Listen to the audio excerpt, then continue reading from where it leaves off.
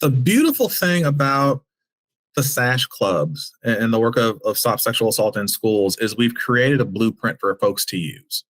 So the toolkits that are out there, the guiding principles of how to establish a club, of how to talk to administrators, how to look for advisors, all of that is in the SASH Club website. You can start that club anywhere. So anywhere you have like-minded folks who say, this environment feels toxic, this environment feels harmful, this environment is not what I need it to be.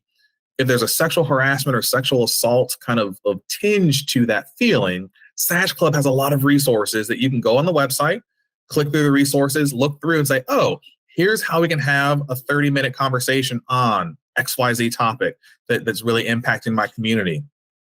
Students don't have to be experts. Students don't have to go to workshops. Students don't have to go get trained. They don't have to figure out any of that. The SASH Club website has provided that for them.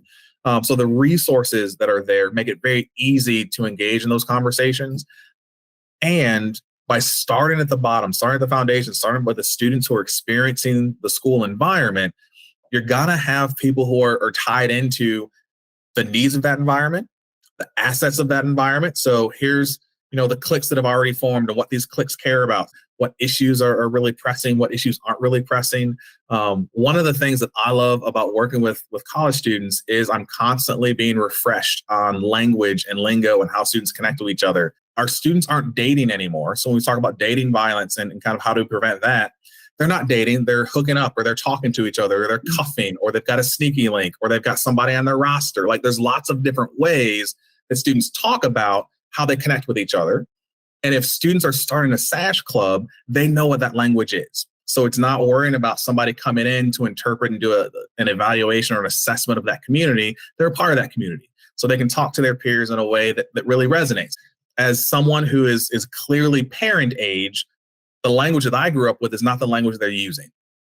So that's the power of the SASH club, is if we can empower students and give them the tools, they can manifest it in a way that's really going to resonate with their peers.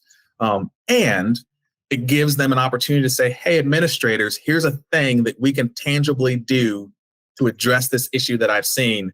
So administrators aren't sitting there twiddling their thumbs trying to figure it out. It's, oh, all I have to do is support you in this. How do we make this a reality?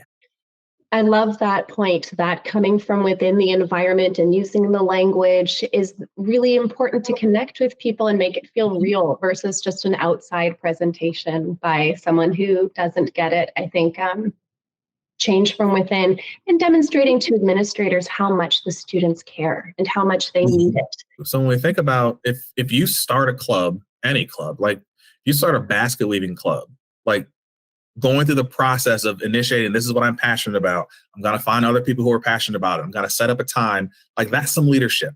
Yeah. If we're starting a SASH club to address cultural issues that are going to create a safer environment for everybody else, that's leadership to a level of I am an activist at this point. So it's not just a hobby or an interest that I have. It's me leading other people to a better version of the world than currently exists.